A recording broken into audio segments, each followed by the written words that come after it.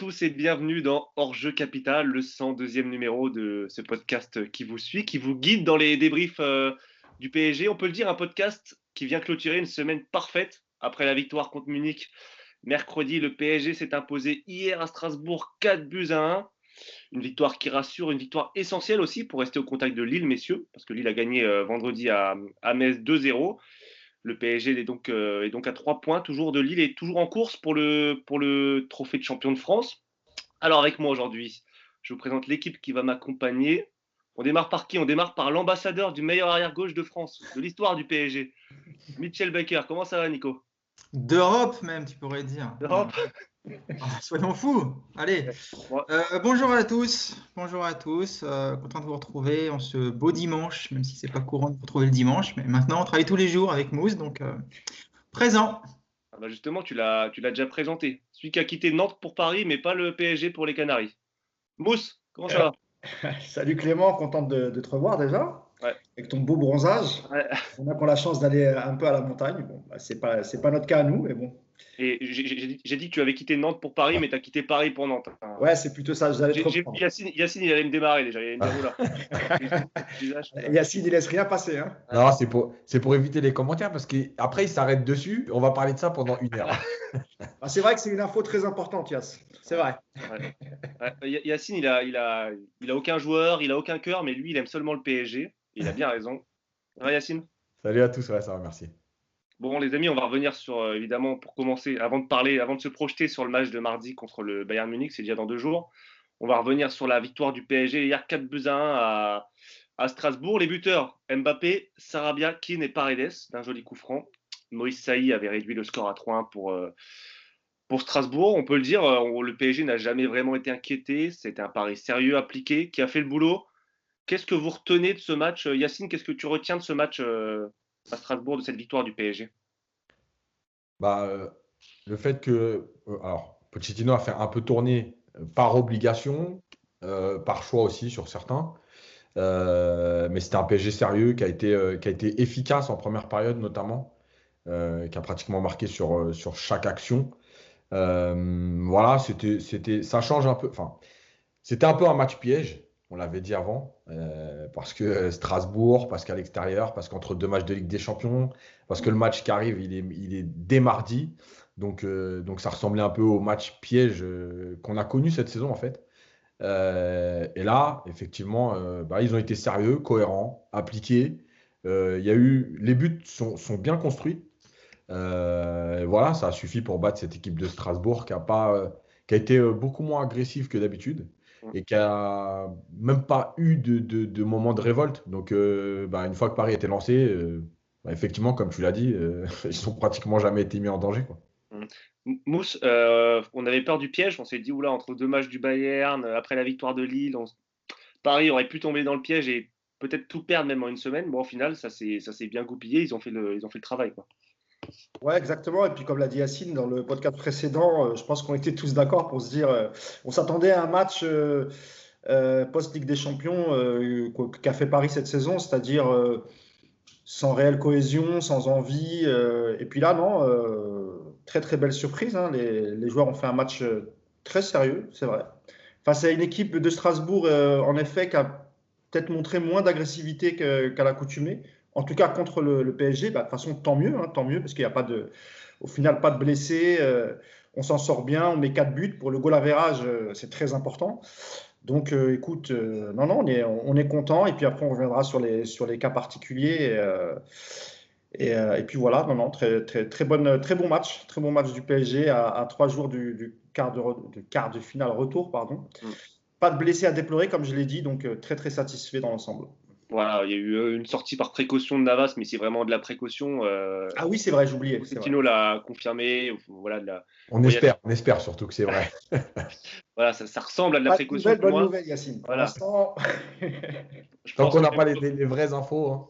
Même sur une jambe, je pense qu'il jouera, mais c'est mon avis. Nico, avant de rentrer dans les détails, toi, ta première impression sur la rencontre de Strasbourg, la victoire du PSG? Ouais, ils ont bien résumé, mes 2 acolytes. C'était sérieux, c'était efficace, et puis j'ai envie de dire, c'est le genre de match post-Ligue des Champions qu'on aimerait voir tout le temps parce que tu mets tout de suite fin au suspense, tu peux après vraiment bien gérer les joueurs sur le terrain et puis également les entrants, tu peux te permettre de ralentir un petit peu, donc c'était vraiment le scénario parfait. Moi aussi j'étais inquiet parce que les 2 derniers matchs de Ligue des Champions contre le Barça, ça s'était soldé en championnat après par 2 défaites contre Monaco et contre Nantes. Donc on pouvait légitimement redouter ce déplacement pour plein de choses. Et à l'arrivée, tous les voyants sont ouverts ce matin. Donc je pense que le staff de Pochettino est soulagé ce matin et va pouvoir désormais se projeter tranquillement vers le rendez-vous de mardi. Pochettino avait quand même pas mal fait tourner hier dans la rencontre. Je rappelle rapidement la compo: Navas, Kerrer, Danilo, Kimpembe, Baker. En milieu, Herrera, Paredes, Kean, Sarabia, Rafinha et Mbappé devant. Il n'y avait que 4 titulaires à Munich. Donc il y avait Navas, il y avait Kimpembe, Danilo et Mbappé. Mbappé, voilà. Est-ce que Yacine, Pochettino à la fin, hier après Strasbourg, a dit: on a montré qu'on était des combattants, qu'on était une vraie équipe? Est-ce que ce turnover et cette victoire, ça montre que malgré tout, malgré les défaillances dans le jeu parfois, il y a un vrai collectif et il y a un vrai groupe au PSG cette saison? Je sais pas, parce que en fait, on dit une semaine quelque chose, la semaine suivante l'inverse. Là, en tout cas, ils ont prouvé qu'ils étaient investis, concentrés sur ce qu'ils avaient à faire. Euh, Après, le truc, c'est que le turnover, en fait, déjà, il est forcé pour certains postes. Et finalement, quand tu regardes bien, tu as par exemple Herrera qui a joué pratiquement 1 heure à Munich. Tu as Bakker qui est rentré à la mi-temps. Et de toute façon, Diallo n'était pas disponible et Kurzawa non plus. Donc, en fait, si tu veux, effectivement, il y avait 4 joueurs qui étaient titulaires au départ à Munich. Mais quand tu regardes bien, il y a pratiquement 6 joueurs qui, en fait, étaient obligés de jouer et à Munich et hier. Donc, le turnover, il est parce que c'est pareil, Paredes, il est là aussi. Alors, il n'est pas titulaire à Munich, mais malgré tout, Danilo est obligé de jouer en défense centrale puisque Marquinhos n'est pas là. Donc, si tu veux, c'est pas un turnover dans le sens où je fais reposer les joueurs qu'on joue à Munich. Parce que le match est mardi, c'est aussi parce que de toute façon, on n'a pas d'autre choix aujourd'hui. Il manquait du monde. Voilà. Après, c'est sûr qu'il y a des joueurs qui ont montré que même quand on leur donne que le championnat, entre guillemets, bah, ils sont investis. Voilà, le match de Sarabia est très intéressant dans son investissement, dans l'efficacité. Donc, voilà, on a vu Kean aussi, même si on a bien vu au bout d'une demi-heure qu'il est venu échanger avec Pochettino. Alors, je crois qu'il est vraiment en grande souffrance. On voit qu'il ne peut pas répéter les efforts, que quand il fait un appel, il lui faut 5, 6, 7 minutes pour refaire un appel. Voilà, c'est vrai que c'est une saison compliquée. En tout cas, cette semaine, entre le Bayern et là, oui, on a vu un groupe, on a vu, je vais caricaturer un peu, mais un peu l'état d'esprit qu'il y avait au Final 8. On avait l'impression d'un groupe qui était en mission. Voilà, donc bah, écoute, pourvu que ça dure. Après, nous, toutes les semaines, on dit une chose, on dit l'inverse la semaine prochaine. Si ça se trouve, la semaine prochaine, on va dire encore l'inverse. Donc voilà, en tout cas, c'était bien cette semaine et c'était bien à Strasbourg. Ouais. Mousse, pour ajouter à ce que Yacine a dit, c'est vrai que Pochettino, à juste titre, on a quand même parfois été critique à son égard parce que le PSG ne développe pas un jeu toujours flamboyant. Là, en une semaine, ses choix, du moins en termes de résultats, ils ont payé à 100%. Ouais, clairement, parce que hier, sur les réseaux, pendant le match, beaucoup de supporters étaient étonnés de la composition de départ et notamment de la présence de Kylian Mbappé. Et c'est vrai qu'Yacine avait souvent parlé de la peur de la blessure. Et si tu commences à composer ton 11 de départ en se disant: ah, mais est-ce qu'il va y avoir une blessure? Est-ce qu'il ne faut pas le protéger, etc. Je pense que tu tires une balle dans le pied. Et du coup, Pochettino a bien fait de titulariser Mbappé. Et Mbappé, on connaît le joueur, on sait qu'il veut jouer tous les matchs, qu'il ne se pose pas de questions, lui en tout cas, il ne se cache pas. Et hier encore, il a été très très efficace, il a fait un bon match. Donc, et sur les choix de Pochettino, effectivement, comme l'a dit Yacine, il avait, entre guillemets, il n'avait pas beaucoup de choix, quoi, parce que je pense qu'il aurait même voulu faire souffler Kimpembe. Mais il y a pas de. Diallo étant blessé, il n'y a pas un troisième défenseur axe gauche. Ou peut-être chez les jeunes, mais peut-être pas assez près. Et donc voilà, non, en termes de choix, c'était bon. Je remarque comme Yacine que Sarabia, ça fait un bout de temps qu'il n'a pas joué et ça fait un bout de temps aussi qu'il n'a pas été bon. Hier, c'était le cas, donc il faut le souligner. Et aussi l'apport d'Herrera, qui, lorsqu'il n'est pas blessé et qu'il joue, en règle générale, fait des bons matchs. Alors, je sais que c'est ton petit chouchou, Clément Herrera. On en a souvent parlé Ouais. sur le groupe WhatsApp. Mais c'est vrai que, voilà, que ce soit sa rentrée à Munich ou hier à Strasbourg, il fait un super match. Donc, c'est cool de pouvoir compter aussi sur les remplaçants. Après, on n'a pas de doute sur des joueurs comme Herrera. On sait qu'il a un mental de guerrier et qu'encore une fois, lorsqu'il est apte, il répond toujours présent. C'est pas le joueur à se plaindre de ne pas jouer ou d'aller faire des déclarations dans les presses parce qu'il n'est pas titulaire, etc. Quand on fait appel à lui, il est là, il répond présent. Donc oui, pour les choix de Pochettino, en tout cas sur les 2 derniers matchs, c'est du quasi parfait, quoi. Excuse-moi Clément, les choix de Pochettino hier, ils sont aussi conditionnés par la situation en championnat, il ne faut pas l'oublier. Ouais, aussi. Tu vois le Bayern avec 7 points d'avance, il faut monter 2 gamins de la réserve qui n'ont jamais joué ou quasiment. Il lance Kouassi un quart d'heure de la fin. Tu peux te permettre quand tu as cette avance. Aujourd'hui, si Paris ne gagnait pas hier, ça mettait Lille à 4 points. Aucun apparence s'il y avait eu un match nul. Non, 5 points, excusez-moi. C'était rédhibitoire quasiment pour le titre. Donc, tu as aussi cette donnée-là qui fait que Pochettino, non seulement il est limité par les blessures et les absences, mais il est quand même contraint aussi par l'obligation de gagner maintenant tous les matchs. Et du coup, bah, tu peux pas trop faire tourner, tu peux pas trop te permettre. Ça commence à devenir. Il reste que 6 matchs. Tu peux pas, sur les derniers matchs, te permettre d'aligner une équipe bis qui ne va pas forcément gagner. Donc, tu t'es mis un petit peu en difficulté toi-même aussi avec ce parcours en championnat. Donc, il va falloir composer avec maintenant jusqu'à la fin de la saison. Nico, je te relance là-dessus. Malgré tout, il a quand même fait des choix importants parce qu'il, notamment au niveau des latéraux, il a quand même mis des joueurs un peu en méforme hier, ou des joueurs qui ne sont pas forcément rayonnants, que ce soit Kerrer ou Baker en ce moment. Il y a un truc qui ne change pas, c'est le 4-2-3-1. Il reste toujours dans le même système, Pochettino. Au début, il oscillait un peu 4-3-3, 4-2-3-1. Au final, c'est le 4-2-3-1 qui s'impose. Est-ce que ça veut dire que on va, entre guillemets, scoltiner, même si c'est pas un effort, mais le 4-2-3-1 jusqu'au bout, ça va être son système et ça ne bougera plus, tu penses?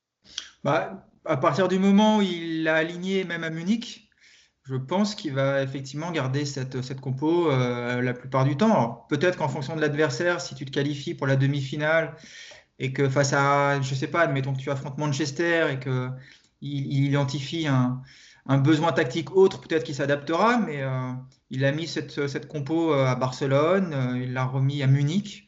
C'était a priori sur le papier quand même les 2 plus gros matchs. C'est son schéma, il s'y tient, et puis quelque part c'est une bonne chose aussi parce que ça veut dire que plutôt que de s'adapter aux autres, il essaie d'imposer son jeu, ses idées. Moi ça me choque pas en tout cas. Et puis c'est un 4-2-3-1 qui est quand même assez évolutif, notamment avec Verratti. Ouais, quand on voit Verratti, c'est 4-2-3-1 effectivement quand tu as le ballon, mais tu passes en 4-3-3 quand tu n'as pas le ballon. C'est quand même, c'est pas non plus un schéma ultra figé. Je trouve voilà, on navigue entre ce 4-2-3-1 et ce 4-3-3 en fonction des joueurs et des positionnements. Et écoute, en tout cas, ça a l'air de fonctionner pour le moment. En tout cas, sur le jeu de transition qui correspond parfaitement à Paris, on voit que ça donne des vraies possibilités de lancement. Et encore une fois, le match à Munich a été pour moi le plus parlant dans ce système-là. Alors maintenant, il va falloir régler le problème défensif parce que tu ne peux pas effectivement concéder autant d'occasions à chaque fois. Mais hier, contre Strasbourg, ça a plutôt bien fonctionné.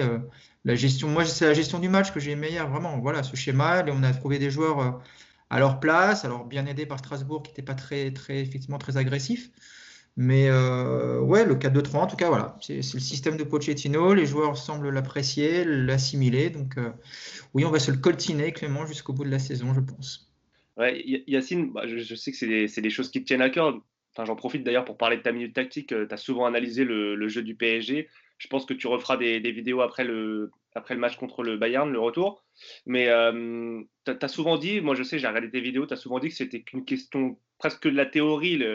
Le système 4-2-3-1, 4-3-3, ça dépend aussi beaucoup de la position des joueurs, du comportement des joueurs, etc. Toi, est-ce que tu as quand même tiré des leçons? Alors, c'est vrai que ça a beaucoup tourné, mais est-ce que tactiquement, ou du moins dans le comportement de certains joueurs, ce 4-2-3 contre Strasbourg, tu en retires quelque chose ou pas vraiment? L'effectif était trop en turnover pour tirer des leçons de cette rencontre en termes tactiques, je veux dire. Alors oui, bien sûr qu'il y avait beaucoup de turnover et puis il y a aussi l'adversité. Il y a quand même des adversaires qui te permettent de tirer plus de leçons que d'autres. En tout cas, c'est plus parlant qu'une équipe comme Strasbourg. Moi, ce que je vois en tout cas, c'est que sur les buts du PSG, il y a 2 choses essentielles. La première, c'est qu'effectivement, Il y a des buts qui sont amenés en général après la récupération du ballon. Donc, quand il y a des espaces, quand entre guillemets tu attires un peu l'adversaire et qu'il commence à avoir des espaces, même si Strasbourg n'a pas joué à 60 mètres de son but. Et la deuxième chose, c'est que il y a, pour moi, il y a deux choses essentielles. C'est le rôle du 6, et hier c'était Paredes.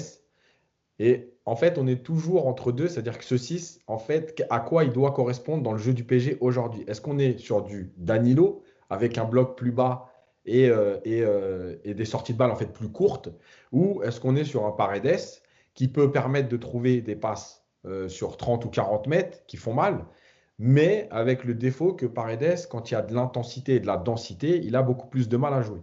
Voilà, en fait, la différence, elle est là. Et hier, effectivement, Paredes, quand il a moins de pression sur lui, bah, on voit quand même qu'il y a des circuits de passe ou des intentions qui sont récurrentes, qu'on a vu régulièrement sur des matchs du PSG, quand il y avait Paredes. Mais l'interrogation, elle est toujours quand tu as une adversité. C'est pour ça que moi, je me demande pourquoi Strasbourg n'est pas venu mettre autant d'intensité que d'habitude, entre guillemets, sans aller jusqu'aux blessures. Parce que Paredes, quand il est dans un confort, voilà, franchement, il s'est baladé.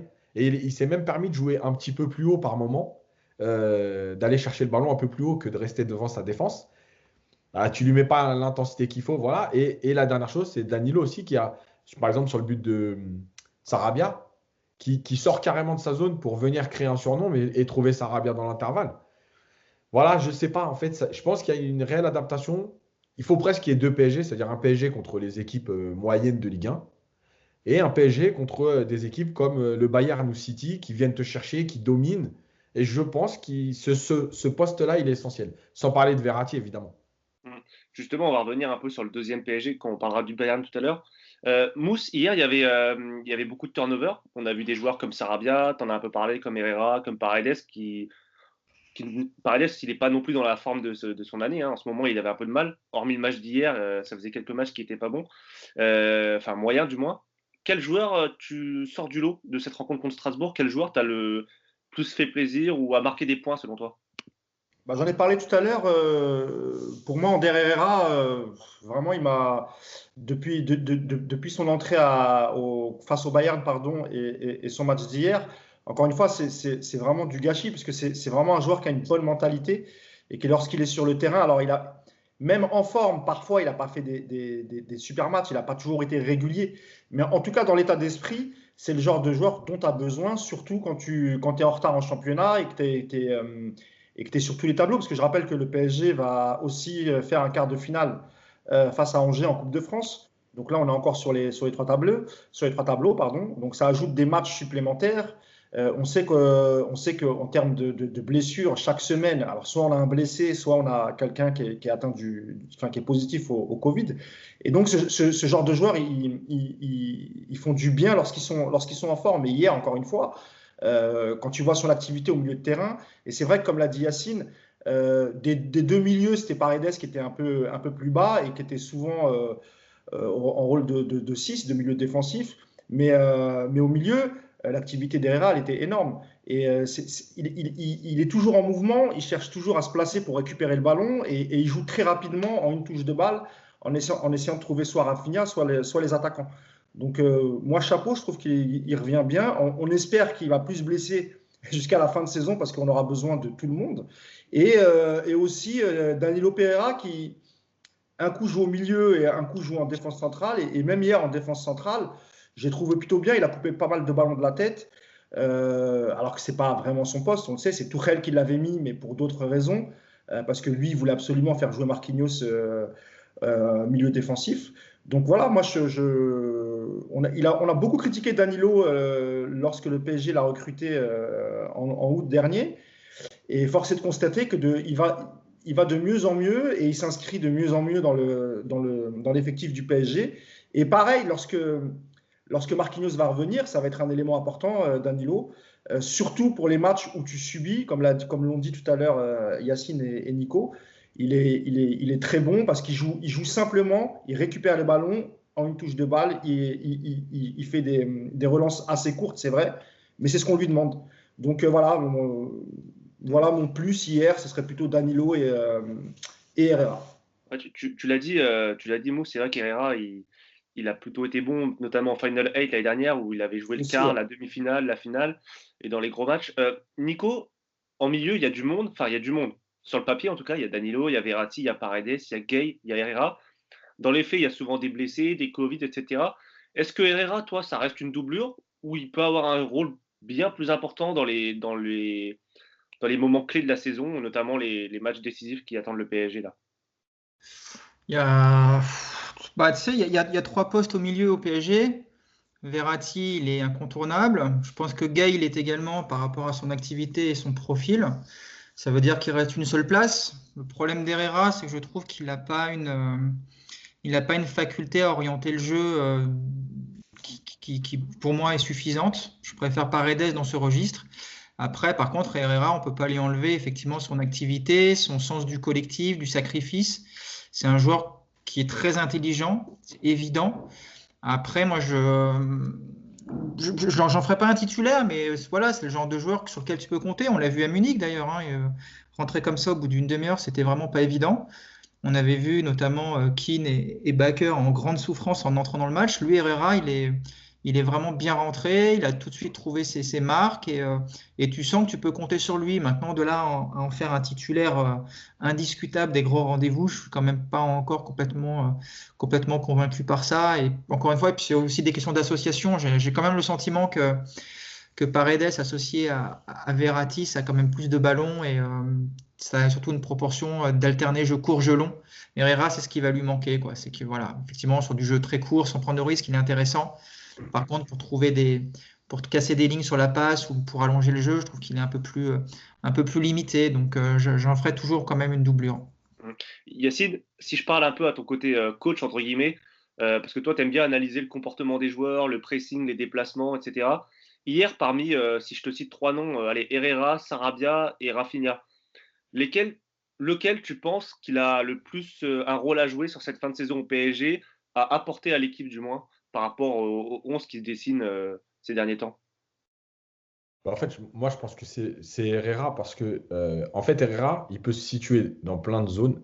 Tu sais, au Real, par exemple, ils ont un joueur comme Vasquez, qui est à la base formé comme un joueur offensif, mais qui rend des services partout et qui est toujours là. C'est-à-dire que tu l'appelles, tu le fais rentrer latéral droit, le mec il fait son match, il apporte ce qu'il peut apporter.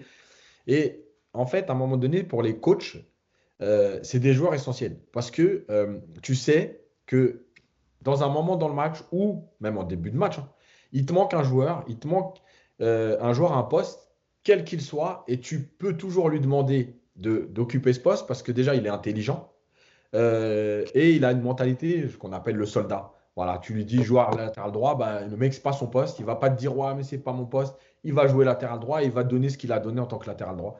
Donc en fait, le truc, c'est que je pense, on oublie trop souvent aujourd'hui que, ouais, il y a des joueurs qui ont des statuts, mais dans une équipe, tu n'en as pas 11. Donc, tu as des joueurs qui vont avoir leur importance sur la durée de la saison. Oui, ils vont peut-être pas jouer tous les matchs. Oui, parfois, ils sont peut-être un peu en dessous parce qu'ils manquent de certaines choses. Sinon, ce seraient des grands joueurs. Mais c'est des joueurs essentiels parce que, comme vous l'avez dit, que ce soit le Covid, que ce soit les blessures, les suspensions, il y a toujours des événements dans une saison. Et donc, ce joueur-là, bah oui, tu peux lui demander plein de choses. On en avait même parlé avant le Bayern en se disant, est-ce que c'est peut-être pas la solution latéral droit parce qu'aujourd'hui, on n'a rien, etc.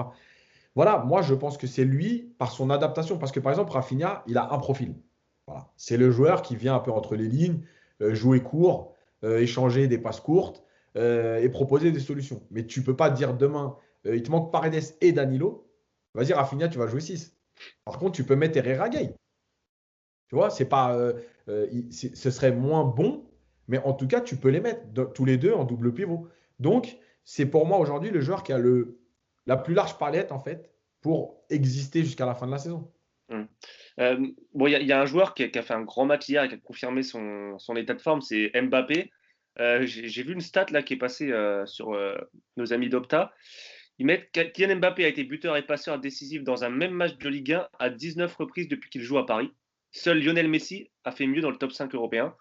Est-ce que Mousse, le Mbappé qu'on voit en ce moment, c'est-à-dire simple, qui ne tricote pas trop et qui est clinique devant le but, il n'arrive pas au meilleur des moments, ce Mbappé. Ah bah évidemment, évidemment. En plus, avec la blessure de Neymar, on a été privé de Neymar en quasiment 2 mois. Donc, effectivement, et puis on avait remarqué aussi à la reprise en janvier-février que physiquement, il était moins bon, enfin, il était moins bien, pardon, et qu'on avait l'impression qu'il montait un peu en puissance, mais qu'il lui manquait quelque chose. Aujourd'hui, on est au mois d'avril, tu as l'impression vraiment qu'il a son pic de forme. Et c'est pour ça que les buts qu'il met, le but qu'il met face au Bayern, quand il met entre les jambes de ses Boateng, il me semble.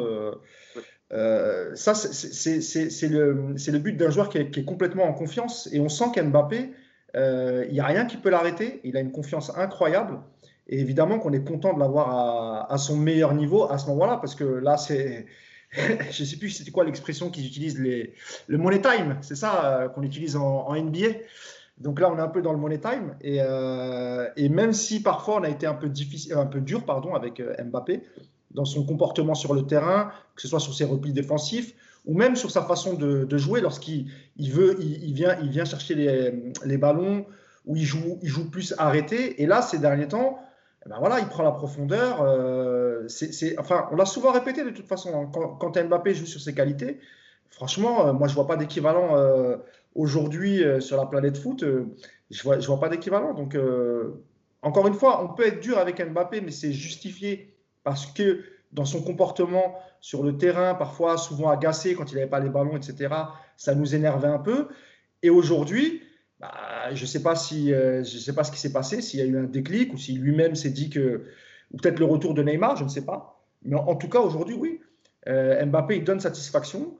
On est heureux de le voir sur le terrain. Tu le sens que lui aussi, il est heureux d'être sur le terrain. Il veut jouer tous les matchs, il veut participer à toutes les victoires. Évidemment qu'il soigne ses statistiques, c'est normal, hein, c'est un attaquant.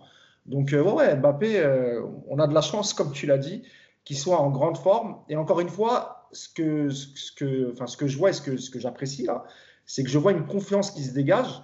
Et je me dis, c'est bon pour les matchs à venir. Parce que si par chance, on arrive à éliminer le Bayern mardi, c'est peut-être City qui sera derrière. Ça sera encore un gros morceau. Et il nous faut un grand Mbappé. Et quand on repense à Mbappé en 2000, je crois que c'est la saison 2016-2017 avec Monaco, le grand match qu'il a fait face à City. Donc voilà, on espère passer le Bayern pour le revoir encore faire une super belle prestation. Donc voilà, Mbappé, bravo, rien à dire. Il y a quelque chose qui est intéressant, je trouve, même presque drôle avec Mbappé, c'est que pendant des semaines, même des mois, tout le monde disait, on était tous d'accord, je pense, pour dire il est meilleur sur le côté, il faut arrêter de le mettre en neuf, son vrai poste c'est sur le côté et tout. Et là, cette semaine, il a joué en neuf contre Munich et contre Strasbourg, et au final, c'est peut-être le moment où il est le meilleur de la saison. Nico, est-ce que, je ne vais pas te demander de se contredire ça, mais c'est un peu paradoxal quand même. On a toujours dit qu'il était meilleur sur le côté, et puis là, en neuf, il est presque aussi bon que sur le côté. Ça dépend des appels qu'il fait, en fait, son positionnement. C'est vrai que le 9, dans le rôle où il a joué contre Munich, ça lui convient parce que tu as de l'espace et qu'il peut faire de l'appel. Là où on dit qu'Mbappé est moins bon en 9, c'est sur un gros bloc où il va devoir jouer de haut but, en remise, dans un style un peu plus proche, par exemple, d'un Icardi. Là, il n'est pas bon, enfin, il est beaucoup moins bon, Mbappé. Là, ce qu'on a vu contre Munich, ça lui convient bien. Hier, il commence effectivement dans l'axe, mais il part vite sur le côté gauche également, hein, parce que c'est là où quand tu sens qu'il est à l'aise là-bas. Après, c'est bien hein, ce que vous dites sur Mbappé. Mouche, je suis d'accord avec toi, mais je vous rappelle qu'il y a une semaine, il fait un match vraiment mauvais contre Lille, comme toute l'équipe. C'était en sortant d'une semaine internationale où il fait 3 mauvais matchs également avec l'équipe de France. Donc, on va peut-être pas non plus tirer des conclusions trop hâtives. Là, voilà, c'est bien. Il a fait une bonne semaine. Il a fait 2 bons matchs. Il a joué comme on aime le voir jouer, avec de l'espace. Maintenant, on verra. Déjà, le retour contre Munich, ça devrait, au niveau du scénario, ça devrait encore lui convenir. Mais on verra après, au prochain match, contre un gros bloc bien bas qui met des coups, s'il ne retombe pas dans ses travers, à râler tout le temps, à faire des dribbles inutiles et puis à pas se replacer. Là, en tout cas, c'est sûr que quand il est comme ça, qu'il est investi, qu'il est concerné par le collectif. Alors, hier, il n'a pas fait des efforts monstres défensifs, mais il n'y avait pas non plus besoin de le faire. Mais voilà, je vais pas aller me faire floquer le maillot comme Mousse qui va y aller demain, parce que visiblement il est en feu, il est content. Je vais attendre un petit peu de voir sur la durée s'il est capable de nous faire effectivement ce genre de prestation jusqu'à fin mai. Non, Mousse, ça suffit. Tu n'auras pas ton maillot floqué précédente. Non, deux choses. D'abord, en équipe de France, il ne joue pas dans la même configuration. Et deuxième chose, Mbappé, il peut aussi avoir un coup de moins bien. Et en général, quand il n'est pas bon avec le PSG, en règle générale, c'est toute l'équipe qui n'est pas bonne. Donc, rarement le PSG a fait des super matchs avec un Mbappé mauvais. Moi, j'ai rarement vu ça. Soit il est très très bon et le PSG fait une bonne performance, soit il est très mauvais, mais ça concerne tout l'effectif. Donc on peut quand même se réjouir qu'Mbappé aujourd'hui, avec la confiance qu'il dégage, bon, bah voilà, il donne satisfaction. Après, moi, je l'ai critiqué autant que vous quand il faisait des mauvais matchs, surtout sur les replays défensifs, et surtout quand il cherchait à faire du Neymar en venant récupérer des ballons, en essayant de jouer arrêté. Voilà, on sait que c'est pas son jeu. Mais bon, en ce moment, qu'est-ce qu'on peut lui reprocher honnêtement? Non, mais Mbappé, qu'on soit clair, nous on est là pour analyser, pour juger les performances du PSG. Quand il est pas bon, on le dit. Quand il est bon, on le dit. Et surtout, c'est un joueur tellement fort que quand il est pas bon, ça se remarque plus que les autres. Non mais Clément, Nico, en fait, il veut mettre la lumière que sur Baker. On va y venir, ne t'inquiète pas. Non, mais je dis ça par rapport. Je dis ça aussi par rapport aux critiques, parce que c'est vrai que les gens aiment bien critiquer aiment bien nous critiquer quand on critique Mbappé, justement. On fait que quand. C'est un joueur tellement fort, forcément, quand il ne se donne pas les moyens d'être bon ou quand il est moins bon, ça se remarque plus. C'est normal qu'on le souligne aussi plus souvent. Mais c'est vrai qu'il y a, malgré tout, c'est peut-être Mbappé, c'est peut-être le plus gros paradoxe entre des stats affolantes pour son âge, des performances XXL, et quelqu'un qui est sous le feu des critiques assez régulières, à cause de ses performances en dents de scie. C'est tellement hétérogène, ses performances, qu'on ne sait plus trop quoi penser. Je pense que même toi, là, tu ne sais pas quoi dire parce que tu as tout dit. Tu as dit quand il n'était pas bon, tu as dit quand il était bon, et au final, la vérité d'aujourd'hui, c'est peut-être pas celle de demain, quoi. Ouais, tu veux dire quelque chose, Nico? Non, je disais que les critiques sur Mbappé, c'était pas sur son mauvais match en soi. Moi, ça ne me gêne pas qu'il rate un match en ratant des occasions ou des contrôles parce que ça fait partie du foot. Les critiques de Mbappé, c'est sur son comportement. Voilà, moi, quand je vois un mec qui lève les bras au ciel quand il perd le ballon, qui regarde ses crampons en faisant genre j'ai glissé 20 fois par match, ça m'agace de Mbappé parce que c'est un comportement individualiste. Quand il est dans un comportement comme à Munich ou comme même hier à Strasbourg, il est dans un bon état d'esprit, voilà, il n'y a pas de souci. Alors après, qui marque de but, qui n'en marque pas, c'est autre chose. Mais voilà, c'est vraiment sur le comportement. Moi, j'aime pas le Mbappé qui est en mode tête de con. Je pense qu'à mes stats, je pense pas à défendre, à aider les potes. Et puis dès qu'on fait pas la passe là où je voulais, je gueule. Voilà, c'est tout. C'est ce que j'allais dire, parce que moi, en fait, ce qui m'intéresse, c'est le comportement. Les stats, on peut tout leur faire dire. Si tu as envie, après, on peut prendre les matchs. On l'a vu quand il y a eu ces stats il y a un mois et demi, là, qui étaient sortis où ils expliquaient que combien de fois il a marqué le premier but, combien de fois il a marqué le troisième but, combien de fois il a donné, entre guillemets, des buts qui amenaient des points, etc. Et on voit que sur plus de 65% des buts qu'il avait marqués, c'était en fait un but qui aggravait l'avantage, mais qui ne le donnait pas forcément dès le départ. Donc, tu sais, les stats, on peut tout faire dire. Moi, maintenant, si je lis ça, je peux dire aussi, bah ouais, il a marqué 65% des buts quand ça comptait presque plus. Donc, moi, ce qui m'intéresse, c'est le comportement. Et désolé pour ceux qui me le répètent à longueur de commentaires. Oui, je dis qu'Mbappé est bon dans certaines configurations de match, quand il est dans l'état d'esprit, et c'est tout. Aujourd'hui, comme l'a dit Nico, en équipe de France, quand ils ont affronté des blocs très bas, très compacts, comme l'Ukraine, etc., il n'a pas été bon. Et je répète une dernière fois, c'est aujourd'hui. Je ne suis pas là en train de dire Mbappé ne le réussira jamais. Il a 22 ans, il a une marge de progression. Ça, après, c'est les coachs qui vont travailler avec lui sur comment jouer contre des blocs bas. Est-ce que tu peux lâcher le ballon plus vite? Est-ce que ça c'est à faire? Comment se positionner? Mais aujourd'hui, il n'a pas les capacités. Et quand tu dis parler du rôle de numéro 9, c'est exactement ça. Alors, Nico a parlé d'un profil de joueur numéro 9, mais je ne sais plus qui c'est parce que j'ai. Icardi. Ah, ouais, j'avais oublié, je viens de me rappeler qu'il était au PSG. Et en fait, oui, chaque joueur a, tu vois, Trezeguet, tout ça, c'est des joueurs de surface. Inzaghi, il n'a pas ces capacités-là. Maintenant, ça ne veut pas dire qu'il les aura jamais. Hein. Lewandowski, pour ceux qui l'ont connu, c'était aussi un autre joueur que ce qu'il est aujourd'hui. Benzema, il avait déjà des qualités, mais c'est aussi un autre joueur que ce qu'il est aujourd'hui. C'est ta progression, après ce que tu as envie de faire de ta carrière, entre guillemets. Après, il y a aussi, Yacine, le fait qu'il joue en Ligue 1 et que s'il est amené à quitter le PSG pour d'autres championnats, il jouera forcément beaucoup moins contre des blocs bas. Je pense notamment à la Liga. Donc, ça va forcément faire évoluer son jeu. Là, en Ligue 1, quand les petites équipes, entre guillemets, sans citer aucune équipe, Nico, c'est vrai que face à des blocs bas, c'est compliqué. Mais comme on ne sait pas du tout quel sera son avenir dans quelques semaines, si jamais il était amené à quitter le PSG pour éventuellement la Liga, parce que c'est la piste la plus chaude, évidemment que là-bas, ça ne joue pas du tout comme en Ligue 1. Donc je pense que ça le fera encore évoluer dans son jeu. Et en Angleterre, pareil, si c'est la première ligue. Yacine, juste sur le positionnement, la question que j'ai posée à Nico tout à l'heure, là il joue plus recentré, moins sur le côté. Ça a l'air de pas trop poser de soucis. Tu as la même lecture que Nico sur ses appels de balles, etc. C'est vraiment c'est ça qui fait la différence. On a vu pendant le match la position moyenne à un moment donné et on voit quand même qu'il était plutôt côté gauche. En fait, le truc, moi encore une fois, c'est que sa position de départ, elle est axiale. Après, si quand lui bouge, il se passe des choses, ça veut dire le troisième but contre le Bayern, où il part de l'axe, il fait son appel sur le côté et il va fixer Boateng. Mais en fait, Neymar vient dans son dos pour occuper l'axe. Mais là, il n'y a pas de problème. Maintenant, si lui est axial, qui part côté gauche, entre guillemets, que le joueur qui est côté gauche, il reste côté gauche, et que le joueur qui est côté droit, il reste côté droit, bah oui, effectivement, c'est un problème. Donc, ce n'est pas que le positionnement d'Mbappé, c'est aussi tout ce qui va se passer autour. Mais l'avantage dans cette position aujourd'hui, avec un PSG qui est un peu plus bas et qui essaye de se trouver des espaces, c'est que ça lui permet de faire les appels comme lui veut. C'est-à-dire que c'est lui en fait qui décide et c'est aux autres de s'adapter. Ok. Mousse, tu as quelque chose? Non, c'est bon, tout a été dit sur Mbappé. Passons à Bakker.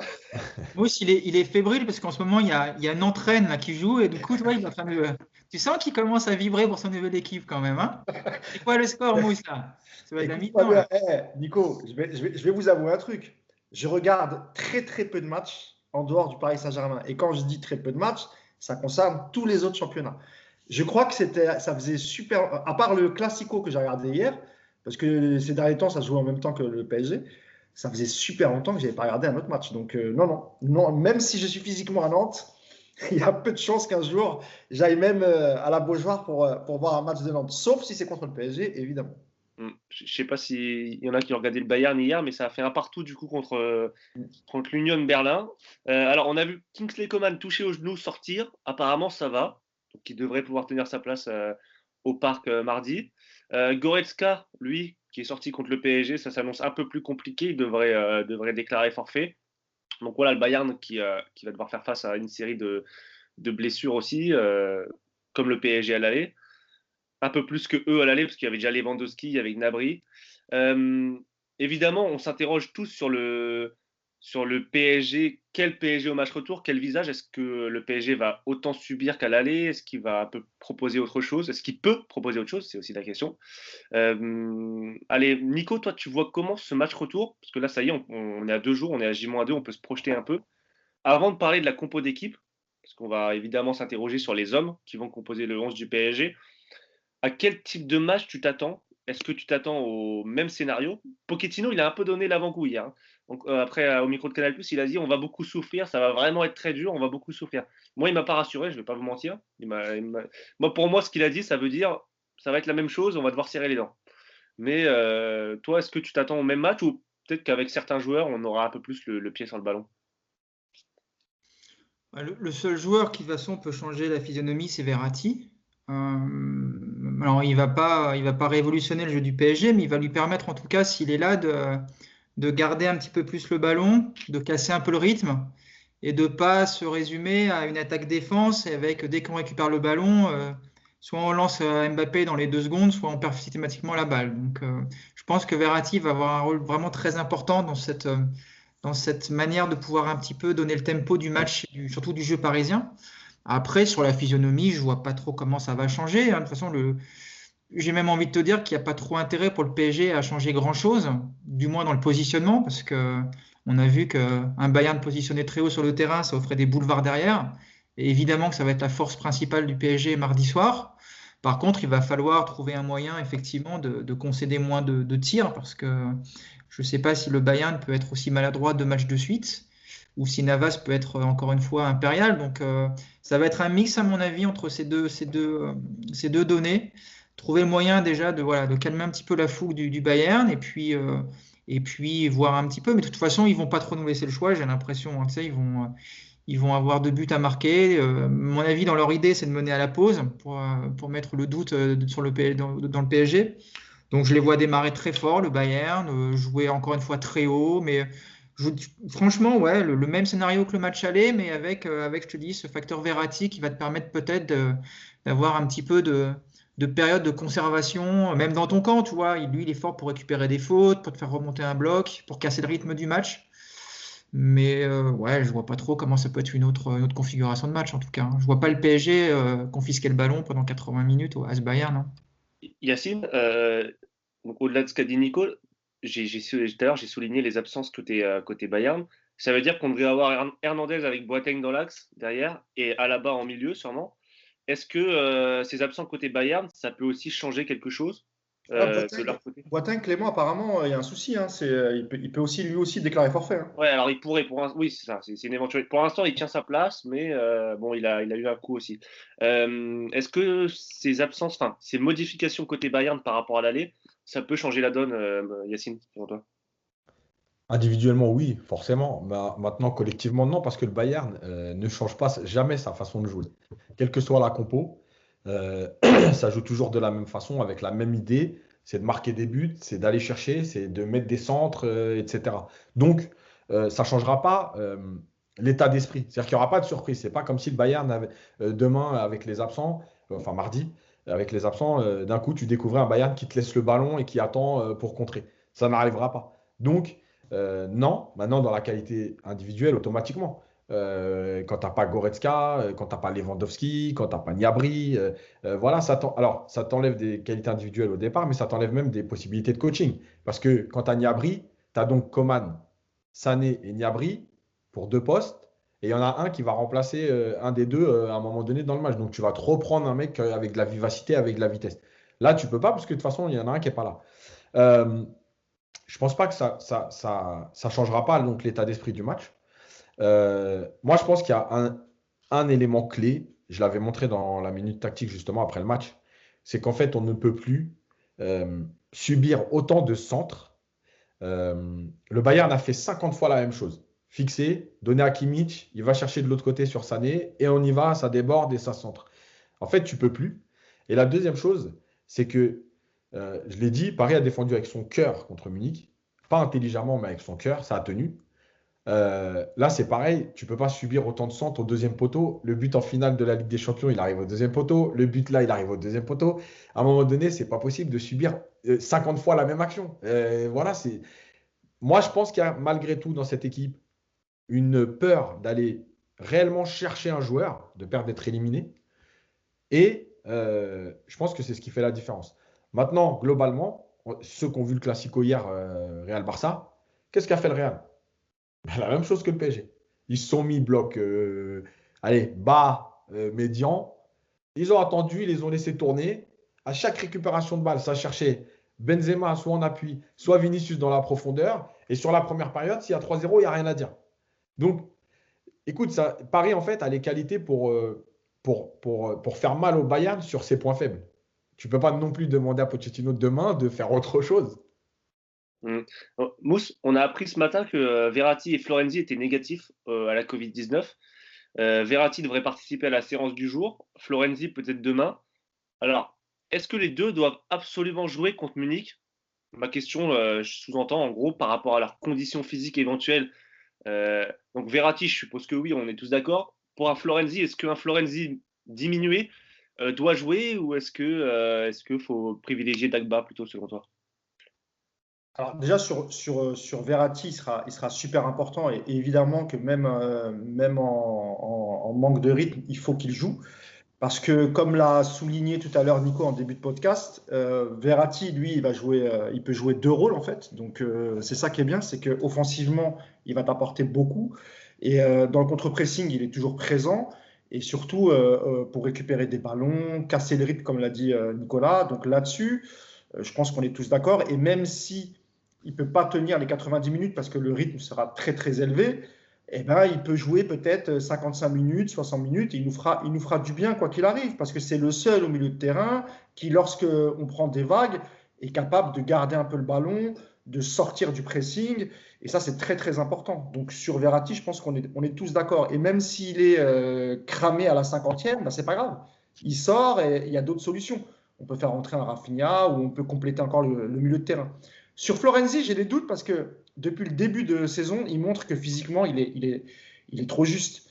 Et c'est vrai qu'avec un match comme ça, avec autant d'intensité et surtout le fait que, comme l'a souligné Yacine, au match aller, tout passer dans le dos des latéraux, et c'est la vitesse, c'est pas sa qualité principale à Florenzi. Alors oui, offensivement, sur un contre rapide avec sa patte droite, il peut peut-être faire du bien, mais défensivement, sur les phases défensives, ça risque d'être compliqué. Donc écoute, moi j'ai un doute sur Florenzi. Dagba, lui, en tout cas, physiquement, il a l'air d'être bien. Donc c'est pas le meilleur latéral droit, ça on l'avait bien compris. Mais peut-être que ça va t'offrir peut-être plus de garanties qu'un Florenzi qui revient, qui n'a pas joué depuis un bout de temps. Donc voilà, sur Florenzi, j'ai des doutes. Peut-être comme Verratti, alors le faire jouer peut-être une mi-temps, voir ce que ça donne. Et si jamais c'est trop compliqué, bah, le sortir immédiatement. Pas le choix. Hein. Mousse, Mais il a non, dit Florenzi. voir ce que ça donne. Comme si c'était un match amical. On voit ce que ça donne et puis. Ah, quand je dis ça, parce qu'on sait, bah, comme il n'y a Non, pas beaucoup de j'ai solutions. compris. Mais c'était la façon dont tu l'as dit. Mbélé, on ne lui donne pas sa chance. Alors, il reste que Dagba. Dagba, on connaît, on le voit quasiment que ses défauts parce il montre très peu de choses en matière de qualité. Alors, c'est pour ça que je te dis, tu l'as souvent dit, Yacine, même si un joueur il est cramé, eh ben, on le fait jouer un peu. Et puis, si ça ne va pas, on le sort. Donc, c'était plutôt dans ce sens-là. Sinon, il y a Mbesso qui avait convaincu aussi, ça peut être une bonne. Bon, on l'a plus jamais revu depuis l'année dernière et la défaite face à Reims, je crois, au parc. Elle est partie. Donc. Nico, sur les latéraux, et plutôt ce que Yacine disait tout à l'heure, voilà, le PSG devra absolument ne pas subir autant de centres et autant de même scénario, même attaque qu'à l'aller. Qu'est-ce qu'il faut modifier selon toi dans toute l'animation défensive pour ne pas subir autant de centres? Parce qu'on parle beaucoup des latéraux, mais il y a peut-être aussi les hommes de devant qui ont leurs responsabilités. Déjà, moi, je suis pas d'accord avec Mousse. Moi, je mets Florenzi, mais 1000 fois, sans aucune hésitation. Surtout qu'on sait très bien que les latéraux mardi vont pas avoir un rôle offensif. On va pas demander à Florenzi de faire 25 allers-retours. Il va devoir défendre. C'est un joueur d'expérience. Alors, c'est pas le meilleur défenseur droit de la planète, on est tous d'accord, mais c'est pas un joueur qui a peur, c'est pas un joueur qui se cache. Moi, j'ai encore en souvenir son match à Barcelone qui était plutôt pas mal. Donc, pour moi, il n'y a pas d'hésitation à droite, c'est lui que j'aligne. À gauche, évidemment, Diallo, s'il est apte à jouer. Sinon, vous connaissez ma préférence pour le couloir gauche, mais je ne dirai pas son nom aujourd'hui. En même temps, il ne reste plus que lui. Alors. Il reste plus que lui. Sauf Nico qu'à Barcelone, il n'avait pas eu le Covid juste avant. Et on sait que le Covid, en termes de fatigue, ça laisse beaucoup de place. C'est dans ce sens-là. Sinon, je suis d'accord, Nico. Non, mais oui, il faut qu'il soit apte à jouer au football. C'est sûr que s'il est essoufflé en montant dans le bus, il ne jouera pas, on est d'accord. Mais regarde Keane, on l'a vu. Il a joué, il a quand même joué. Mais toi, ce que je veux dire, oui, non, mais tout ça rentre évidemment dans le cas où le staff médical juge qu'il est. Mais tu as décidé de ne pas être d'accord avec moi aujourd'hui. Non, je ne suis pas d'accord avec toi. Je suis pas d'accord. Après, ce qu'il va surtout falloir changer, c'est ce qu'on avait déjà dit lors du dernier podcast, c'est qu'il va falloir absolument que les deux milieux offensifs ou les deux attaquants, comme tu préfères, que ce soit, je ne sais pas encore comment on va se présenter, mais il faut que tu aies si c'est encore un Draxler et un Di Maria ou un Keane à droite, je ne sais pas, mais il faut absolument que ces deux joueurs-là viennent beaucoup plus bas sur le bloc et viennent aider les latéraux. On ne peut pas se permettre d'avoir des 1 contre 1 systématiquement sur des transversales, comme on a vu, comme le disait Yacine, 20 ou 25 fois dans le match. Tu ne peux pas laisser des mecs comme ça tout seuls, que ce soit Dagba ou Florenzi à droite ou Diallo à gauche. Tu dois les aider. Tu dois diminuer les espaces et tu dois pas laisser des centreurs, comme on avait vu sur le but avec Pavard, s'encadrer des mecs plus vite. Donc ça va être un travail de bloc plus qu'un choix d'homme. Voilà, il va falloir que ce soit plus compact derrière et Yacine le dit très bien, plus intelligent. On a défendu de manière assez basique mercredi dernier. C'était vraiment très très déstructuré comme défense. Ça a tenu, tant mieux. Mais à mon avis, il est là le point, c'est d'avoir des deux duos sur les côtés beaucoup plus complémentaires dans le travail, beaucoup plus efficaces, beaucoup plus proches. Voilà. Mais encore une fois, pour moi, le choix des hommes, c'est Florenzi, Diallo et ça ne discute même pas, quoi. Ouais. Il y a une question qui se pose aussi, c'est avec le retour de Verratti, on sait que Gay devrait être aligné par rapport à son match aller et sa forme du moment. Peut-être Paredes aussi. Il se peut que Pochettino fasse appel à ces 3 joueurs en milieu et donc que sur le flanc gauche, il y ait Neymar. Et on avait vu Neymar l'année dernière beaucoup défendre contre Dortmund notamment. Yacine, est-ce que ça peut être une option aussi de mettre un milieu à 3 condensé avec Paredes, Gay et Verratti et sur les côtés, Neymar et Di Maria, ou Keane, on va en parler après, et du coup de faire défendre un Neymar qui peut-être apporte plus de garanties défensives que Draxler. Ouais, en fait, là l'avantage, c'est quand Verratti revient, tu as plein de possibilités. C'est-à-dire que tu peux démarrer avec Verratti Gay, même si tu veux, devant la défense, puisque tu as décidé de subir, et d'avoir un Verratti qui va pouvoir sortir les ballons sur un contrôle, sur une première passe. Tu peux le mettre en 10 et donc décaler, sortir ou Draxler ou Di Maria et décaler Neymar à gauche. Les possibilités, elles sont nombreuses et c'est déjà bien. Oui, moi je pense que de toute façon, et même à Munich, hein, même quand il a été, alors son début de match, enfin la première période, et même quand il a ressenti sa douleur aux adducteurs où il y a 5-6 minutes un peu bizarre, mais après où il se remet dedans, Neymar dans les gros matchs, vous pouvez tous les prendre, il a toujours fait le travail. Voilà. Il vient défendre, il vient tacler, il va dans les duels et il pleure pas, ce qui est important. Donc du coup, effectivement, ça peut t'aider à avoir à gauche un joueur déjà qui va t'apporter un 2 contre 1 sur les côtés pour éviter les dédoublements, etc. Euh,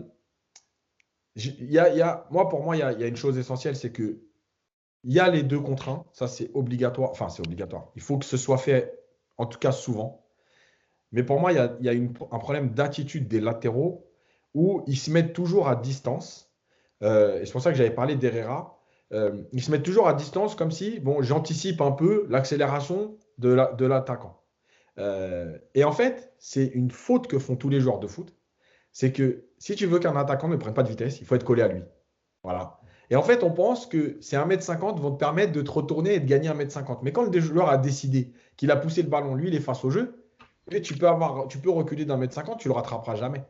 Donc, il y a cette idée des associations sur les côtés, mais il y a déjà cette idée que les latéraux doivent être des défenseurs. Et s'ils ne veulent pas que les joueurs centrent et prennent de la vitesse, il faut les coller tout de suite. Et c'est pour ça que Florenzi, contre Barcelone, par exemple, il l'a fait. Florenzi, il sait qu'il est moins rapide, mais justement, au lieu de faire cette erreur de se dire je vais le laisser venir vers moi et anticiper, ben non, tu viens le coller. Et je l'ai montré aussi dans la minute tactique comment Leipzig avait bloqué Coman, à savoir sortir sur lui-même très haut pour l'obliger, enfin pour pas qu'il puisse se retourner et prendre de la vitesse. Donc voilà. Et la dernière chose, c'est, je pense, le positionnement de Verratti en fait qui va engendrer tout ce qui va se passer parce que Verratti à Barcelone, par exemple, c'est lui qui a défendu du côté de Kurzawa. On n'a pas demandé à Mbappé de défendre. Quand il y avait Icardi en pointe et Mbappé à gauche, en fait, c'est Verratti qui venait défendre avec Kurzawa et Icardi qui revenait à l'intérieur un peu plus bas. Donc, l'avantage que tu as quand tu as Verratti, c'est que quand tu parlais de Neymar tout à l'heure, tu peux aussi dire à Neymar, tu fais le travail, mais tu n'es pas obligé de le faire tout le temps parce que quand tu ne le feras pas, Verratti, il pourra venir coulisser. Il y a une question que vous avez soulevée un peu quand on a débriefé Strasbourg tout à l'heure, c'est la double casquette de Paredes, entre guillemets, c'est-à-dire le Paredes quand on est tranquille et le Paredes quand il y a plus d'intensité en milieu. Mousse, est-ce que finalement Paredes, est-ce qu'il faut Deux questions, est-ce qu'il faut le mettre pour être plus agile avec le ballon et mieux ressortir les ballons, ou au contraire ne pas le mettre parce que ça risque d'être un peu compliqué à la perte du ballon et dans l'intensité? Toi, tu ferais quoi si tu étais Pochettino? Ouais, en fait, c'est la question que tout le monde se pose, en fait, parce on l'a déjà rappelé au début du podcast. Il est évidemment moins à l'aise face à des équipes qui jouent haut et qui mettent un très gros pressing. Après, c'est pareil, ça va aussi dépendre de la position de Verratti. Si Pochettino décide de faire jouer Verratti en 10 et Di Maria à droite, Neymar à gauche et Mbappé en pointe, tu vas te retrouver avec Gay et Paredes, et sans doute un Paredes qui sera quasiment peut-être un tout petit peu devant les défenseurs centraux, et en phase défensive, un Verratti qui va revenir aider Gay. Donc dans cette configuration, ça peut aller encore, mais parce que le Bayern va mettre la pression, c'est sûr. Il ne faudra pas se retrouver comme le huitième de finale retour face à Barcelone et paniquer et reculer, etc. Donc la question peut se poser, surtout que Bon, là, Marquinhos, c'est sûr, hein, il va être forfait. Donc, tu te prives de Danilo. Donc, Danilo va jouer en défense centrale. Ça, c'est une certitude. Après, oui, je pense qu'il va aligner Paredes quoi qu'il arrive. Mais il va falloir que Gay et Verratti voilà, soient présents au milieu de terrain, surtout dans les phases défensives.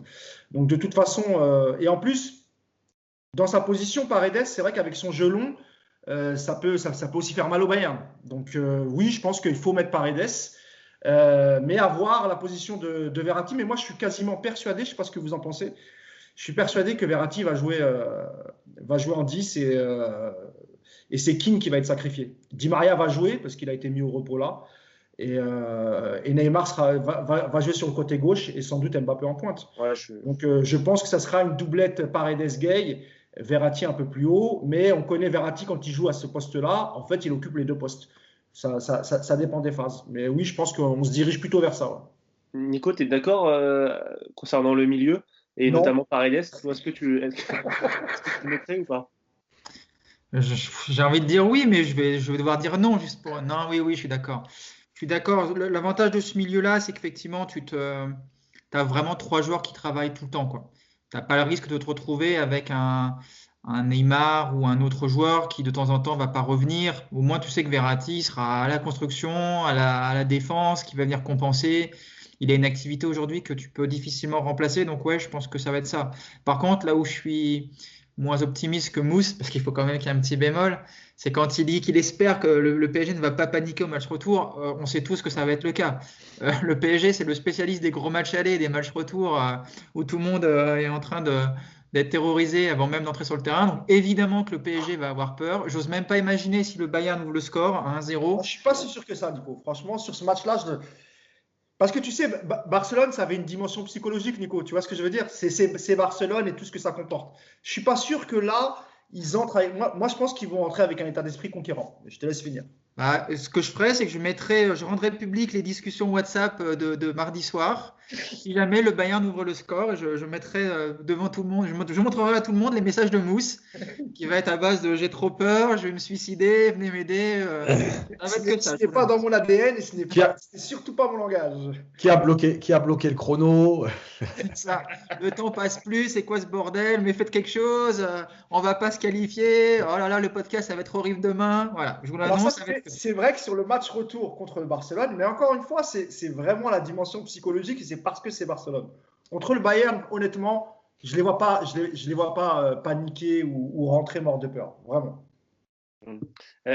Dernière question, Yacine, c'est peut-être là où je suis le seul bas blesse. optimiste du coup alors. C'est incroyable. C'est peut-être là où le bas blesse en ce moment au PSG. Alors on a fait un peu le tour des postes, mais il en manque un quand même, c'est le poste d'attaquant droit, d'ailier droit. Alors on a deux choix, hein. On a Hakim essoufflé qui meurt après chaque sprint, et un Di Maria qui est en méforme absolue. Et bon, et même s'il a fait 2 passes intéressantes contre le Bayern, il n'a pas été très bon, et il n'est pas bon en ce moment. Malgré tout, ça sent quand même Di Maria. Et qui dit Di Maria dit aussi une compensation défensive qui n'est pas toujours optimale, notamment au match aller. Ouais, c'est clair. Optimal, et même dans l'utilisation du ballon, c'était pas. Même s'il est sur les buts, globalement, c'était pas ça. Après, Keane, il a qu'à jouer avec une ventoline dans la poche, hein, s'il faut. Je sais pas moi. Mais non, mais oui, Keane. En fait, Keane, on a vu depuis le début de la saison son activité, etc. Effectivement, son match à Barcelone, c'est une référence du travail qu'il y a à faire sur le côté d'un joueur offensif de côté. Et aujourd'hui, que ce soit de toute façon, même si c'était Draxler ou Di Maria, il souffre de la comparaison, ça c'est clair et net. On voit bien la différence d'activité, de repositionnement, etc. Donc oui, c'est un problème. Moi, je ne pense pas qu'il ne démarre de toute façon parce qu'il a joué hier. On voit bien déjà qu'il est fatigué. Et s'il a joué hier, c'est que je pense que c'est dans l'optique de dire ce sera Di Maria qui démarrera. Maintenant, il faut aussi s'adapter aux joueurs que tu as. Et en fait, il y a des possibilités de compenser en fait, ce manque d'effort avec tes milieux de terrain, avec un positionnement collectif. Parce que on le voit bien quand même depuis plusieurs semaines, Di Maria, il n'est pas dans le coup. Et je ne vois pas pourquoi mardi, d'un coup, comme par enchantement, il se réveillerait et il ferait les courses pour venir défendre. Donc en fait, je pense qu'à un moment donné, c'est aussi à Pochettino, puisqu'il a décidé de titulariser Di Maria, de trouver. Et l'idée, par exemple, du match aller à Barcelone Kurzawa, où c'est Verratti qui vient en fait prendre la place de ces joueurs de couloir pour aider le latéral quand il y a le ballon, bah, ça peut être une idée. Le problème, en fait, c'est que le Barça, quand ils attaquent d'un côté, en général, ça finit dans l'axe ou sur ce côté, alors que le Bayern, ils adorent t'amener d'un côté et sur une passe, ils trouvent Kimmich et lui, il va chercher directement de l'autre côté et tu te retrouves sur des 1 contre 1. Voilà. Après, le problème aussi, c'est que si tu fais trop défendre tes excentrés, c'est pareil. Est-ce que Di Maria, il a les jambes pour refaire des courses de 40 mètres pour aller soutenir les attaques? Pas non plus. Et tu sais, quand j'ai revu le match du Bayern, je me suis demandé à un moment donné si réellement Pochettino n'avait pas demandé de ne pas abuser dans les efforts défensifs pour pouvoir contre-attaquer en fait. En se disant, il y en aura toujours au moins un des deux qui sera un peu plus bas. Donc Paris va défendre à 6 ou 7. Mais je ne veux pas que les deux viennent au niveau des latéraux pour garder du nombre dans la contre-attaque. Et comme par hasard, en plus, tu vois par exemple l'action de Di Maria sur le 3e but, bah, Draxler, il sort et c'est Di Maria qui est trouvé à l'opposé quand il rentre à l'intérieur. Il trouve Mbappé. Si Di Maria était revenu à la hauteur de son latéral, il n'aurait jamais été là-haut. Donc, est-ce que ce n'est pas aussi une consigne de se dire, de toute façon, on sait qu'on va subir, eh bien, subissons, mais par contre, laissons aussi nos joueurs offensifs un peu plus hauts et plus libres. Et sur chaque contre-attaque, il faut aller faire mal. Ça peut être une consigne. Hein. C'est peut-être une idée un peu, je ne suis pas coach, hein, un peu congrenue, et mettre Herrera et faire un milieu à 4 condensé, Paredes, Verratti, Gay, Herrera, et laisser les 2 hommes devant. Est-ce que c'est pas une option pour un match où tu sais que tu vas subir énormément comme ça? Moi, Zidane, il aime bien mettre 4 milieux, notamment avec Valverde, même si Valverde n'a pas le même profil. en fait, c'est ça le problème, c'est que Valverde, il peut percuter, et en plus, bah, l'action d'hier, il part côté droit, et il élimine 2 lignes de Barcelone avec le ballon au pied. Donc le problème, c'est plus le profil. Si tu joues avec ces 4 milieux-là, déjà, c'est 4 milieux axiaux de profil. Donc, qui tu mets sur les côtés pour défendre? Est-ce que les deux devant, les laisser tout seuls comme ça? Parce que c'est aussi la largeur qu'ont donné, même s'ils n'ont pas été bons, la largeur qu'ont donné Draxler et Di Maria malgré tout, qui a posé des problèmes. Parce que sur l'action du 3e but dont je parle, Hernandez et Boateng, ils sont obligés de gérer ça. Si tu laisses que les deux, en fait, ils ferment à l'intérieur, ils font du 1 contre 1. Là, le fait d'avoir un Di Maria un peu excentré, un Draxler, bah, tu as des problèmes de positionnement parce que tu peux trouver extérieur, tu peux trouver intérieur. Je ne suis pas persuadé que ce soit une bonne solution et surtout quand ça n'a jamais été travaillé. Oui, c'est ce que j'allais dire, c'est que Pochettino, il n'a jamais changé de système depuis qu'il est là. Ça paraît peu probable pour un quart de finale retour, surtout que tu as l'avantage quand même de changer de système comme ça d'une semaine à l'autre. Ça paraît peu probable. Mousse, c'est vrai que j'ai pas cité, pardon, parce que pour moi c'était Di Maria ou Keane, mais il y a aussi Draxler, hein, j'ai oublié Draxler. Est-ce que Draxler aussi. Ouais, alors ça j'y crois moins, mais c'est une option. C'est une option, bien sûr. Moi, il ne jouera pas, hein, mais ouais. ça peut être. Draxler, c'est peut-être est-ce qu'il a ses chances? Est-ce que vous le voyez débuter? Et est-ce qu'il faut le faire débuter parce qu'il a quand même, alors bon à l'aller il est à l'origine du 3e, mais globalement il n'a pas donné satisfaction. Et notamment on sait que ça va être un match où il va falloir courir beaucoup. Va falloir être psychologiquement à la hauteur. Et on sait que Draxler, ni pour la première aspect, ni pour le deuxième, c'est ses meilleures qualités. Quoi. Donc, Non, Draxler, je ne le vois pas du tout démarrer. Après, il va sans doute rentrer en cours de jeu. Ça dépendra aussi de la forme de Verratti, ce qu'il va pouvoir donner pendant ce match. Alors peut-être qu'au bout de 60 minutes, il sera complètement cramé et que le changement pourra se faire poste pour poste. Et à ce moment-là, tu pourras peut-être faire jouer Draxler. Et ça dépendra aussi du résultat à ce moment-là. Mais non, pour moi, honnêtement, moi, je vois le 11 comme ça. En tout cas, milieu de terrain, voilà, Paredes, Gay, devant, il y a Verratti. Sans doute Mbappé en pointe. Et sur les côtés, tu auras Di Maria, même s'il n'est pas super performant. Et tu auras Neymar à gauche. Et le fait qu'il n'ait pas joué, là, Di Maria, samedi, bon, il n'y a pas trop de suspense. Même si Sarabia a fait un bon match. Draxler aussi n'a pas joué. Oui, Draxler aussi n'a pas joué. Oui, c'est vrai. Ah oui, tu penses que… Non, moi, j'y crois pas. Franchement, je ne pense pas que Draxler soit titulaire. Ça sera peut-être encore une surprise. Hein. Mais si tu récupères, honnêtement, si tu récupères Verratti, tu as Neymar, tu as tous les joueurs offensifs à part Icardi qui sont opérationnels. Là, honnêtement, je ne vois pas l'intérêt. Et puis, comme tu l'as dit, Clément, c'est pas un mec qui fait beaucoup d'efforts, Draxler. Alors oui, sur une sortie de balle, avec sa technique, il peut faire du bien. Mais au match aller, honnêtement, il a disparu pendant un bout de temps. Donc, non, moi, j'y crois pas du tout. J'ai recevoir un message là. Il y a Manchester qui nous prête Cavani pour mardi. Je sais pas si ça vous intéresse, mais ça peut être intéressant pour les efforts défensifs. Il paraît qu'il court pas mal. Bah, dis-toi, la dernière fois, j'ai regardé un peu Manchester United, Cavani jouer, et je ne l'ai pas reconnu. Ah, mince. C'est-à-dire que sur ce qu'il faisait à Paris, j'ai l'impression. Alors, je pense qu'il sait qu'il ne sera pas conservé par Manchester, mais en termes d'activité physique, etc., je l'ai trouvé bien loin du Cavani du PSG. Il faisait beaucoup moins d'efforts. Ouais, bon, ça arrive même au meilleur, hein, c'est pas très grave. Et je sais que tu l'aimes, ton Cavani. Je l'aime beaucoup aussi, d'ailleurs. Ouais. Bon, allez, je le fais jamais, mais on va finir par un petit prono parce que j'ai envie de lancer ça. Attends, on va voir les optimistes là. Nico, voilà, Nico, un petit prono allez, pour PSG. Attends, je réfléchis. Demande aux autres d'abord, je réfléchis. À moi? Ouais. Bah, 2-1 pour le Bayern, mais parce que comme je suis nul en prono, Oh non, pas ce match. quand je fais un pari, il se passe toujours l'inverse. Oh, toi, tu fais flipper déjà. Mousse. Bah attends, vous voulez des matchs à élimination directe avec de la tension et tout. 2-1, c'est parfait. On est qualifié et on va encore souffrir jusqu'à la 97e. Horrible.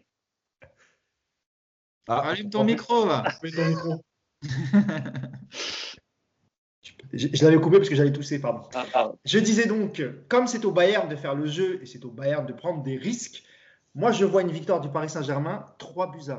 Ouf. Oh, Nico. Retenez bien ce score. Retenez bien, les amis. Déjà, moi, je suis un farouche militant de la fin des matchs aller-retour. J'aimerais que tout se joue sur des matchs aller seulement. Ce serait tellement meilleur pour le cœur. Alors après, le 2-1 pour le Bayern de Yacine, je refuse ce scénario, surtout si le 2-1 il est marqué genre à la 55e, parce que la dernière demi-heure, je n'ose même pas imaginer. Bah écoute, moi c'est pareil, je suis vraiment une grosse quiche en prono. Alors vu que je suis une grosse quiche, bah, je vais dire victoire. Allez, je vais tenter la grosse cote. Je vais dire 0-0 les amis. Notez bien. Ah ouais. Ah, c'est bien, c'est parfait 0-0. Je couperai parce que là, ça va être dur pour lui après. Ouais. Allez, et moi je dis un petit 2-1 pour le PSG, comme ça on coupe la poire en deux. Voilà. Bon, merci les amis. Parce que derrière, en plus, après, on a un tour facile. Donc, Oula, tu t'emballes. Attends, c'était quoi le résultat aller C'était victoire de City 2-1. 2-1 contre Dortmund. Hein. Ouais, exactement. 2-1 chez eux ou l'année dernière qui nous ont dit ouais, votre parcours il est bidon. Cette année, ils nous ont dit votre parcours, vous allez le mériter. D'ailleurs, en cas de demi-finale, j'ai pas envie de porter la poisse, mais en cas de demi-finale, l'aller est à l'extérieur ou au Parc des Princes? Au Parc, je crois. Ok. Ouais. Ok, très bien. Et ben on verra ça mercredi si on accède aux demi-finales ou pas. Rendez-vous mercredi, je suppose, pour un podcast. Le débrief. Mousse, Yacine, pardon, tu auras des minutes. Ou pas, parce que ça dépend dans quel état on sera. Yacine, pas de minute tactique avant le Bayern, mais après. Si. Je vais en faire une, mais pas. Je vais en faire une plus en mode projection sur ce qu'on doit faire. Un peu causerie, comme j'avais fait à l'aller, sur les 2-3 points qui sont essentiels. Et ben voilà. Rendez-vous sur la chaîne YouTube de Paris United pour ces vidéos de minutes tactiques. C'est pas une minute, hein, c'est 25 minutes en général. Ouais. Mais voilà. Tant que les gens se plaignent pas. Mais voilà, mais c'est top et ça permet de mieux comprendre le jeu du PSG. Je pense qu'on a tous. Non, mais à quand la minute Baker pour Nico? Le problème, c'est que là, j'ai eu déjà 4 mois où j'ai pas pu avoir une image. Donc là, j'en ai pris 2 sur chaque match. Normalement, s'il fait encore 2-3 matchs, je pourrais faire une minute. Ouais. C'est moche. C'est moche parce qu'en plus, hier, il fait un bon match, mais il a eu 6 dans l'équipe. Et pour moi, l'équipe, c'est le journal référence. Ouais, bah oui. Je le dis. Et Rafinha avec 3, je crois, hein, c'est ça? Je ne sais pas, ça ne m'intéresse pas. Et je constate qu'on finit ce podcast sans avoir parlé de sa frappe magnifique, excentrée. Comme je l'ai dit sur le groupe de discussion hier, il y avait du Van Basten dans cette frappe de balle excentrée. Elle est pas loin de la lucarne, franchement. Il manque 3-4 mètres. On n'en a pas parlé. Je pense qu'on en parlera peut-être du coup la prochaine fois. Mais on fera la seconde Baker, pas la minute. Je trouve ça bien de finir le podcast sur cette belle note de Baker. Je pense que tu peux être satisfait, Nico, même si on en a pas parlé. Juste dans la minute, j'en ai quand même parlé de son interception de la tête qui amorce le contre du 3e but. C'est bien.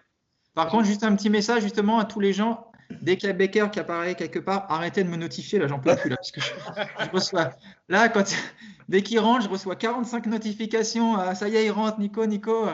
Laissez-moi un petit peu quand même faut que tu gères. Non mais Nico, faut que tu crées un compte Twitter dédié à Baker, comme ça ton compte perso il est tranquille et puis voilà. Ouais, je vais y penser. Par contre, franchement, Baker, ça doit pas être un bon gars parce qu'il aurait dû t'envoyer un maillot depuis longtemps. Il Ouais, a c'est peut-être vrai, pas déjà. encore vu, il a pas vu. Mais t'inquiète pas, les hashtags commencent à prendre là sur Twitter. Et surtout, tu vas en faire quoi de ton compte si jamais il quitte le PSG après? Je le vendrai, je le vendrai. Ça vaut des sous les comptes Twitter, Clément, tu sais, hein. Euh, Ok. Bon, allez, on termine là-dessus. Merci les amis de m'avoir accompagné en ce dimanche À pluvieux. toi. Clément. Et puis on croise les doigts et puis on espère que nos pronos, hormis celui d'Yacine, seront bons pour mardi soir. Moi, je suis nul en prono, donc en même temps, on est qualifié, donc c'est pas grave. Voilà.